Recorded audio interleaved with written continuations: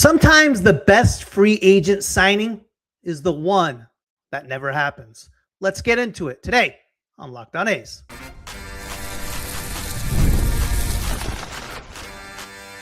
You are Locked On A's, your daily podcast on the Athletics, part of the Locked On Podcast Network. Your team every day.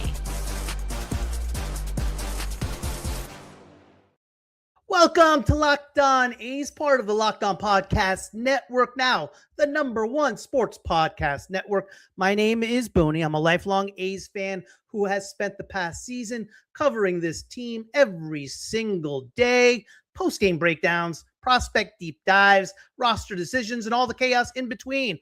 And in the offseason, yes, we are still covering the A's every single day with news, no news, rumors. Yeah. Welcome to Locked On A's, part of the Locked On Podcast Network. We are your team, your A's every single day. And today's episode is brought to you by FanDuel. The NBA and NFL seasons are here. Visit the FanDuel app today and start planning your futures. Bet now. What is up, everybody? Good morning. It's that time of year, right? Christmas time. I think now is about the date where everyone starts taking off work and sitting home and having a few drinks. College football at around 10 a.m., 11 a.m., whatever it may be. A's rumors, or that or lack of. But you know, what's interesting about the A's as of recent is that the only time the A's get into the news as far as rumors is if somebody is putting them on their no trade list, like Ha-Seong Kim did, or if somebody declines, say, a 4-year, $48 million offer like Ha-Seong Kim did. That is the only time the A's are in the news in the offseason. And it brings you to the question, what will the A's do this offseason? Because right now it's crickets. And like I said, the only time you hear about the A's rumors is if a player is putting them on their no trade list or someone's declining an offer. Other than that, it has been absolute crickets. And we will cover both. What will the A's do? What do these crickets mean? And how about you guys as fans sticking around through all this? I don't think there has been a harder time if you have followed professional sports than being a fan of the A's right now. God bless you guys. For those of you who are watching, for those of you who are listening, or whoever, for those of you who are still fans of the A's, hey, I tip my cap. I salute you guys, man. You guys are something else, because there is no tougher time right now than being a fan of a professional sports franchise than being a fan of the A's. And things will turn around. We're right in the middle of that. Bill, how are you, man? Happy holidays. I hope you're doing well, my friend. Chuck, I'm fine with Kim declining, but would have definitely loved Ketel Marte in the lineup. For sure. Who wouldn't? Guy's a future MVP candidate every single year. The thing with Marte, though, Chuck, is what we would have to give up to get Marte. It wouldn't have been cheap. So, and the second thing is what we would have to re-sign Marte in order to keep him. Maybe that's a blessing in disguise. But right now, Marte's contract is pretty team-friendly. I wouldn't have minded that either. The first bit of news, 4 years, $48 million, Ha-Seong Kim. He declined. How do you feel about that? For me, thank you, Ha-Seong Kim. Not that I think Ha-Seong Kim is a bad player. He's not. He's a solid Major League Baseball player. So when you take a look at his numbers over the years, 2022, 11 home runs, 251, 708 OPS, and 12 stolen bases, a 5 WAR. 2023 was his best year. 17 bombs, 260, 749 OPS, 38 stolen bases, 5.4 WAR. He finished 14th in MVP voting, got a Gold Glove. 2024, 11 bombs, 233, 700 OPS, 22 stolen bases, 2.6 WAR. And last year in, what was it, 48 games with the Rays and the Braves, 5 homers, 234, 649, 6 stolen bases, 0.3 WAR. He was fighting some injuries. Had a shoulder injury last year, was part of the decline. Now the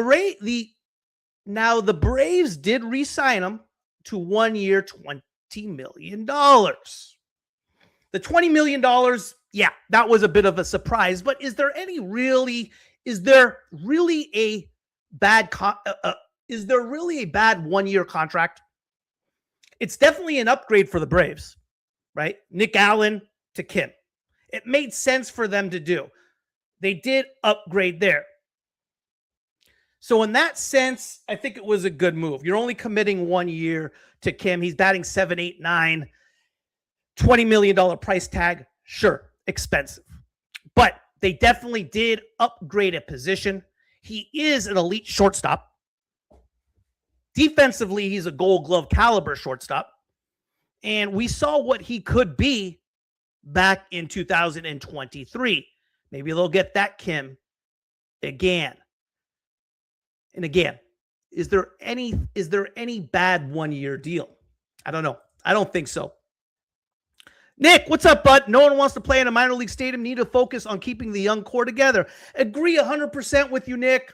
It's hard signing these free agents, man. It's clear. No one does want to play in a minor league stadium. I don't think we're going to have much luck signing a free agent unless we grossly overpay. The issue I had with the Kim contract and why I was happy he declined it wasn't the $12 million a year. Bill, he's average player at best, for sure. $12 million. It's 4 years. Right now, as far as the A's up the middle, we have 3 guys for 2 positions. Muncy, Hernandez, and Brett Harris. Hernandez put up similar numbers to what Kim's put up in the last 2 years. Defensively, he's not as sharp. But he's also not $12 million a year. Excuse me, I also left off, did I leave off Zach Geloff? Yes, I did. 4 players for 2 positions. Where's Zach Geloff, though, injury-wise, health-wise? Is he healthy? Is he ready to play? I don't know. I'm not ready to give up on Zach Geloff yet. Zach Geloff, defensively, we know is the man. Offensively, can he give us something at the plate? When you're looking at Kim and everybody else, we're not asking for a whole lot. You're right, Bill. He's an average player at best. 230? No power? Yes, defensively, he's there. And let's not forget about Leo DeVries. Leo DeVries isn't that far away. Worst case scenario, 2027? And we still have Kim at $12 million a year? For 4 years? Signed through 2029? I think the A's like Kim because of his versatility and can play second and third base. But we already have a bunch of those guys, Sean. I mean, Brett Harris can play. He can play all 3 infield positions. He's that good. He can play shortstop. He can play third. He can play second. Hernandez, same. Second, short, and third. Muncy, same. Second, short, and third. Geloff's probably tagged to second. But we have those guys already. We have versatility. And like I said, I don't think Kim is a bad player. I think he's very good. What I do think is I think what a lot of players and what a lot of front office individuals look at right now is WAR, wins above replacement. I think it's one of the worst statistics.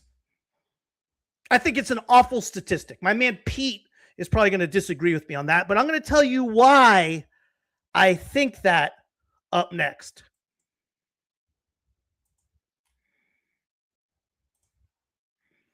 Today's episode is brought to you in part by FanDuel. FanDuel. I use FanDuel quite a bit. I like playing your over-unders on football games, baseball games, whatever it may be. In football games on Monday night, for example, they had Aaron Rodgers over 1.5 touchdown passes and Tua over 1.5 touchdown passes. I played that. It paid about 4-1, 3-1 on your money. And what I love most about FanDuel is how easy it is to withdraw. Okay. You literally, once you press withdraw, and I don't withdraw too often, guys. Very, very rarely do I actually withdraw. But when I do, I want to make sure the money goes directly into my account. And with FanDuel, it is instant. You hit a bet, you got some money in there, $100, whatever it may be, whatever the figure is, you press the withdrawal button, and it is in your account in minutes. The live bets feature is pretty cool. The live bets feature is pretty cool as well. As the game's going on and things are happening, let's say Pittsburgh is, I'm using Monday Night Football as an example, drives in Miami territory, goes to a commercial. Hey, maybe Rodgers will throw a touchdown pass. Maybe Tua will as well. It keeps you into the game. A day like today, I mean, what am I going to do? Just watch college football games? No, I want to put a little something on it just to make the game a little bit more entertaining. And that's why I like FanDuel. It's reliable. You know what you're getting. There's different types of games they have on their website. A lot of fun. Try FanDuel. See how you like it. You know who they are. You don't have to worry about payouts. It is reliable. And for me, guys, the way to go. So if you want to be right in the middle of the action this season, visit FanDuel.com and place your NFL live bets all season long. FanDuel, the game moves fast, and so can you.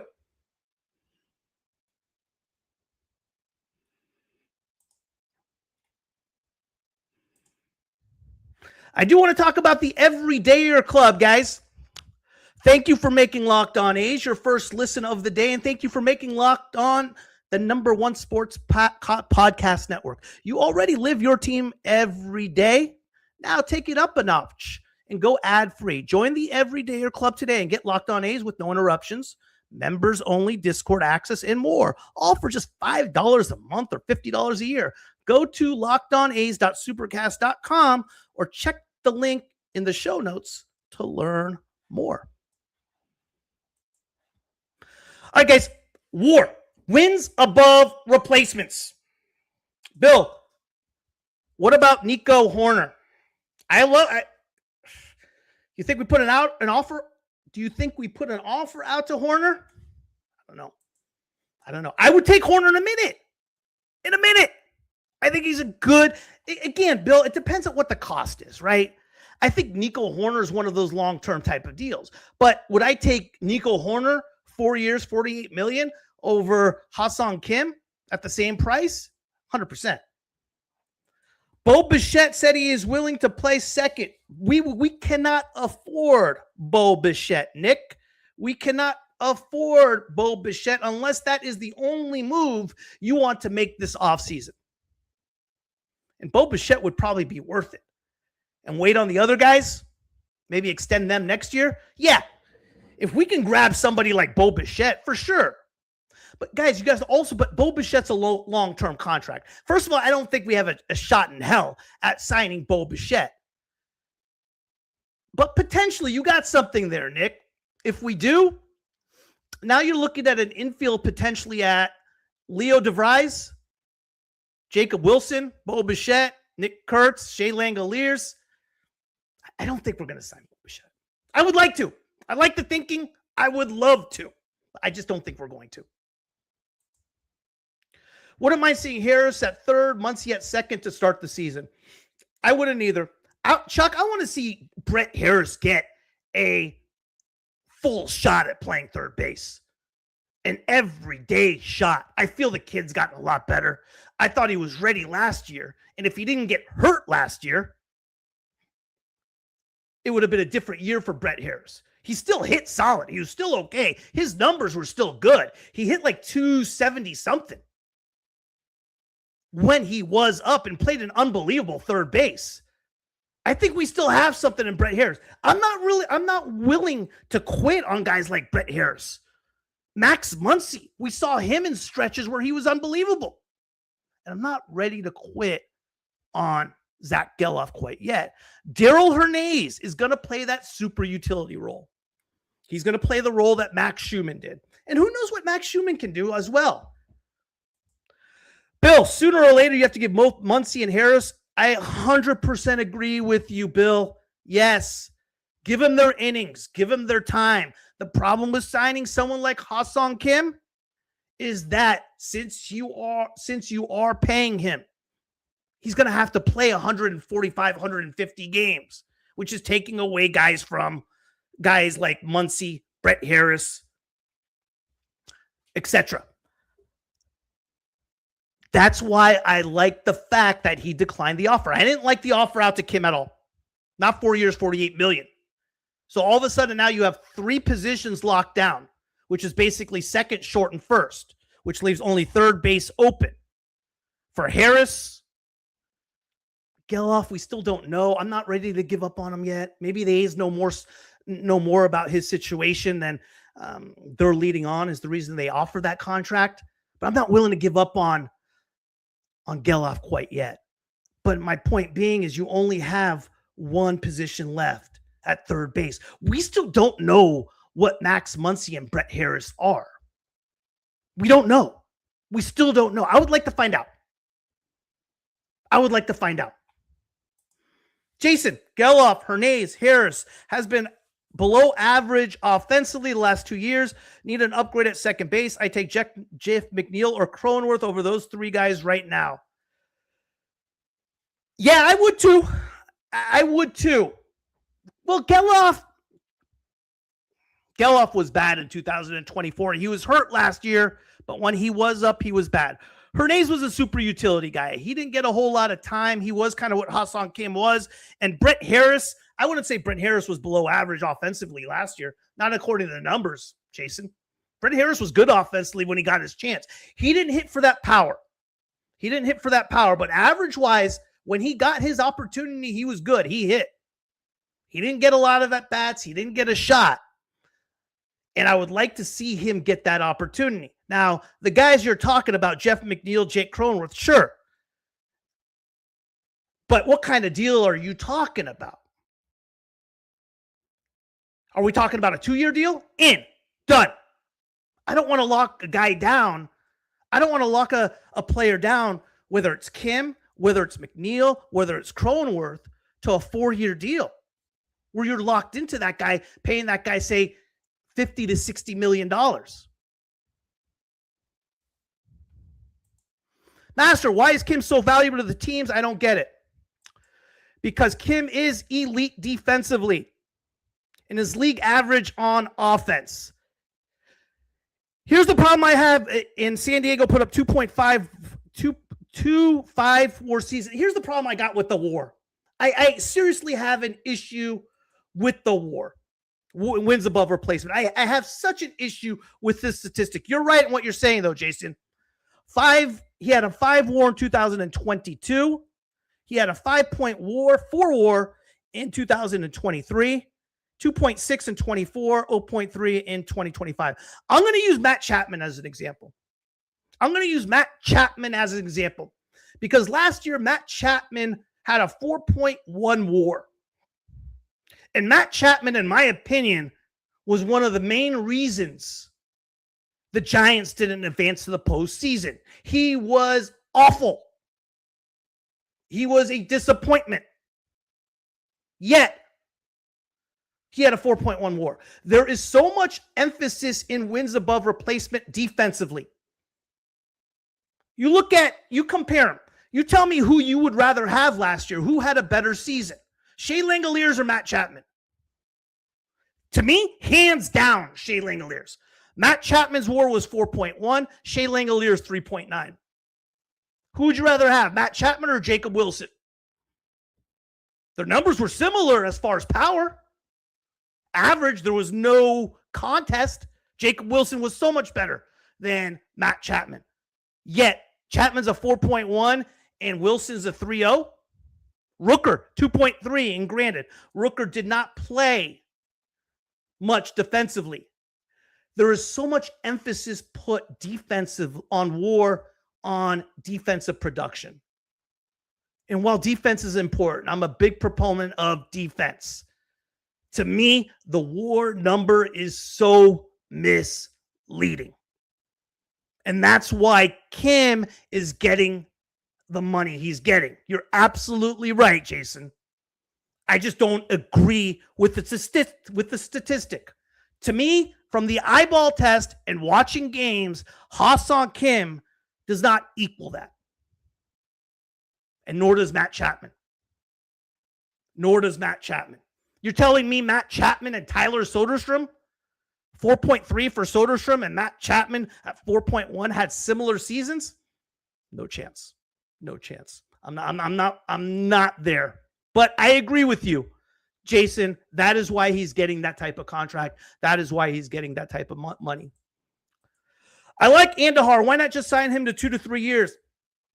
I like that too. Andahar would cost you approximately 2 years, $18 million. He could play some third. We know what his bat is. Problem with Andahar, injury prone. Takes me back to my main point. My main point is the core, right? Resign the core, resign the core, resign the core. I'll see you guys in about 5 seconds to talk about that.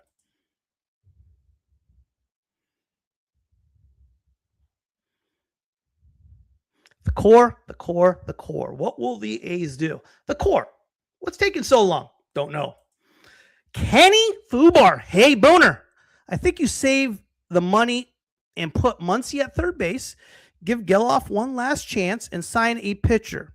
27. It's going to be Muncy third, DeVries short, Wilson second. Save the money. Win it all in 27. I like that. I like that. What pitcher? What pitcher can we get, though? Right? That's the whole question. Pitching is something that we definitely need to improve, but what pitcher? Who are we going to get? I don't know. P.S. Thanks for your love and passion for our green and gold. Kurtz, MVP for 26. Thank you, Kenny. I appreciate that, man. I mean, you fans are unbelievable. I'm going to put this up again. And again, as far as what the A's will do this offseason, you guys have seen it before. You're tired of seeing it. I'm going to show it to you again. Kurtz, in order to extend the core, we must make the signing bonus in 2026, look at the 2026 number, strong enough where the player has, hey, it's a hell of an offer. It's a strong offer. And in this situation, I put Kurtz at $10 million. I'm going to bump it up to $12 million. Jacob Wilson, $4 million. You're going to have to bump that up to, say, 6 or at 18. Tyler Soderstrom, bump that up to, say, 8. You're at $26 million. We owe Luis Severino, $5 million signing bonus. We owe Luis Severino a $5 million signing bonus from last year. That brings us to $31 million. We signed Mark Leiter, $3 million. That's 34. Langoliers I want to do as well. He's going to get $5 million in arbitration. In other words, my point being, if we get aggressive with the core, we have the money to do so. The A's have the money to do so. There is no more money left over to sign anybody else. So what we were doing So what the A's were doing by attempting to sign Ha-Seong Kim to 4 years and $48 million, what's that tell you about what is going on with what they're doing with the core? Like I said, Ha-Seong Kim is a good Major League Baseball player, but $12 million is a big chunk for what the A's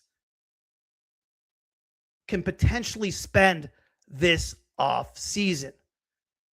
What's going on with the core? What is going on with the core?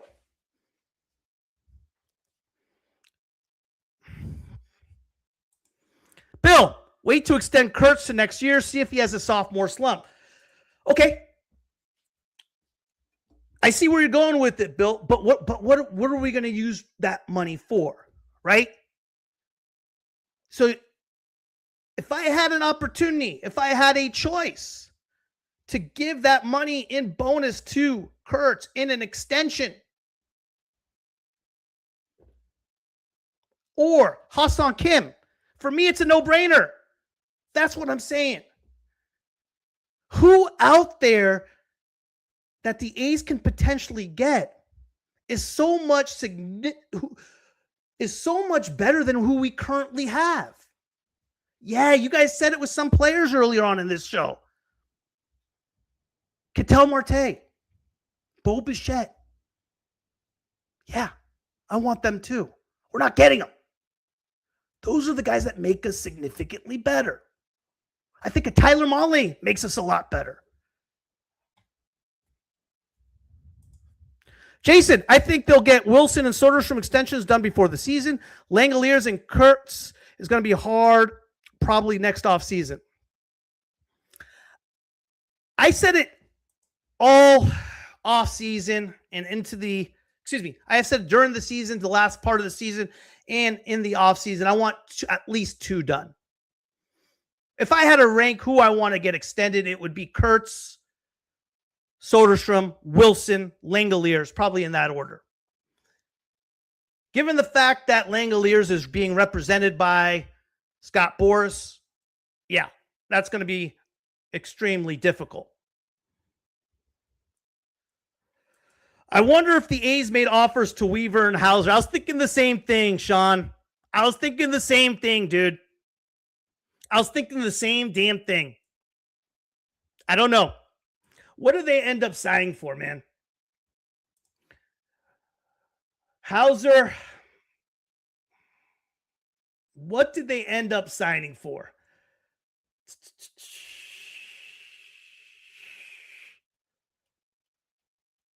Oh, I don't have it right here. I'm not gonna look it up all day here. Giants.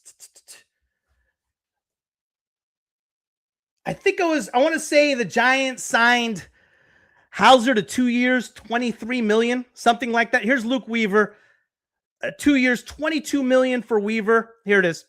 And both the same. Weaver, 2 years, $22 million. Hauser, 2 years, $22 million.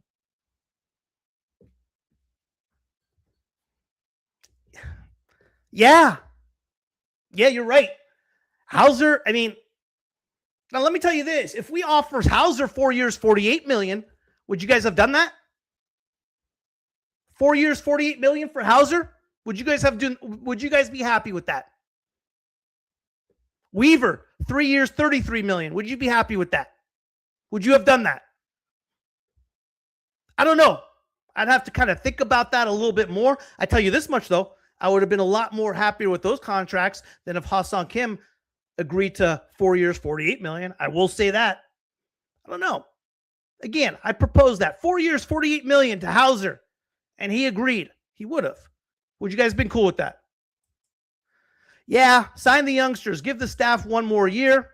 Morales, Jump, Arnold, Net, and Baez can help us win it all.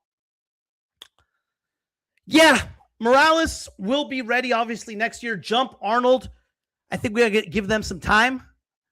And we still have Severino, Springs. Lopez was damn impressive, too. I'd like to see, hey, was Lopez is there anything to Lopez? Can he maintain that? I don't know. I'd like to find out. I'd like to give him 30, 35 starts to find out and like him secured at that number 3 spot in the rotation. I think he earned that. I'd like Morales in the 4 shot in the rotation secured. So our top 4 spots right now is done. Do we really want to go out and spend a ton of money to replace any of those guys? Jack Perkins, potential closer maybe? The A's are in a weird position as far as signing new guys. Like, when I think of Adrian Hauser, I'm like, okay, 4 years, $48 million. Yeah, maybe. But do I kind of still want to see what like Jack Perkins is? Do I still want to see what like kind of stuff like JT Ginn can do? I still do. We know who Adrian Hauser is. I think the young guys still have the best pitching ahead of them. We are not winning it all this year anyway. If they do not sign Kurtz and Wilson this offseason, I will be sad. I'll be fuming. If we don't get 2 of those guys done, I'm going to be pissed. I think we save a ton of money signing them early. 1,000% agree. $11 million, yes. Master, no. Am signing relief pitchers for more than 2 years unless they are elite like Edwin Diaz. Yeah, Edwin Diaz got paid, didn't he? For sure, Perkins will end up at the back end of the bullpen, in my opinion. Bill, no on Hauser, huh? Okay. Fisher wanting to sign Kim, preparing to trade Wilson away when it's time to get paid. That doesn't make any sense, Rodney. I mean, so if that's the truth, we get 4 years. We still got team control through Wilson, ARB 2, ARB 3, 3 years. So Kim would be gone. What are you talking about? What are you talking about? Come on, guy. I see where you're going with it. Doesn't re-sign anybody, trades everybody when they're getting ready to hit. I get it. I get what you're saying, but have the math add up, man. What are we going to do? Tyler Mahle, extend the young core. That's on my list. I don't know what's on yours. That's on my list. Hey, God bless you guys. Thanks for always watching.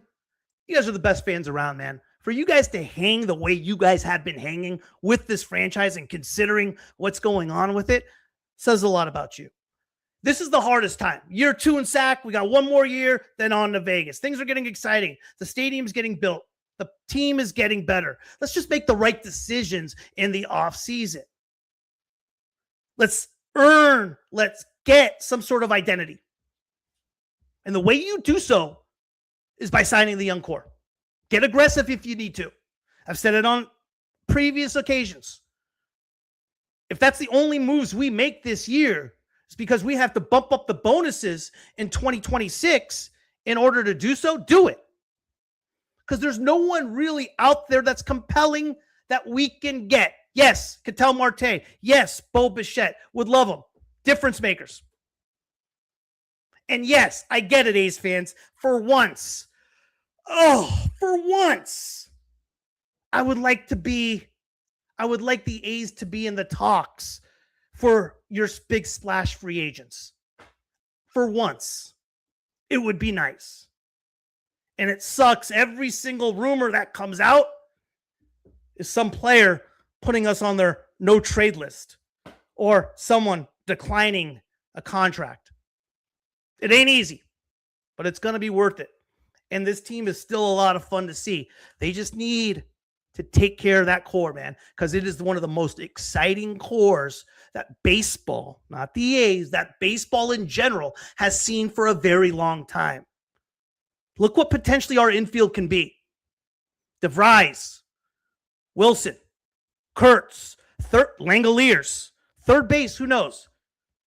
Maybe Muncie's the guy. I would like to find out, and I would like him to have the opportunity. Maybe he's that guy at third. Maybe Brett Harris is. I want to find out. Don't sign a guy just to plug a spot. Ha-Seong Kim's that guy. I want to see a Max Muncy get his opportunity. A Brett Harris get his opportunity. The outfield. You got Tyler Soderstrom. Yeah, Denzel Clark in center. What's he going to be like playing 150 games? How about Butler in right? I'm not dead on Butler. Butler got humbled last year. And maybe that's the best thing for him. Look for a bounce back year from Butler. What's up, Kenny? Muncy is a first round with pop and range. I think he'll show out this year. I agree. And I want them to get the opportunity. I want them to get the opportunity every single day to do exactly that, Kenny. Play the 145, play the 150 games. The problem with signing an infielder just to plug in a spot is you're taking that time away from them. I don't want that. I don't want that. I will say this. Max Muncy's upside is a whole lot higher than Ha-Seong Kim. Ha-Seong Kim is who he is. And maybe Max Muncy will never get to that upside. Possibly. We don't know. I sure want to find out. Because potentially what I see in Max Muncy is a guy who hits 250, 260, smashes 28 bombs, drives in 80, 90, 100 runs, playing a solid third base, batting in the 5-6 spot in the order. I love it. I love it, guys. Listen, thank you for tuning in to Locked On A's. Make sure you subscribe and follow Locked On A's. We are free and available on YouTube or wherever you get your podcast, so you get all the latest episodes. You can find Locked On A's on social media on X, Instagram, and TikTok, all at Locked On A's. Did Locked On A's make your Spotify Wrap? Prove it on social media to secure a free month of our brand new Everydayer Club. Just tag our national Locked On Podcast Network account on any social platform, and we will drop you a code. Be one of the first to join the Everydayer Club to get your favorite show ad-free and exclusive access to the members-only Discord channel. For those of you on video, we sent you to the first ever 24/7 National Locked On Podcast Network YouTube channel on audio. Make sure you make your second listen Locked On MLB. Hey, have a wonderful day, you guys. Enjoy your holiday. Have some eggnog. Maybe put a little something extra in it. Who knows? Whatever it may be. Take care, guys. Enjoyed you. And as always, hey, appreciate you guys tuning in. I'll see you guys tomorrow.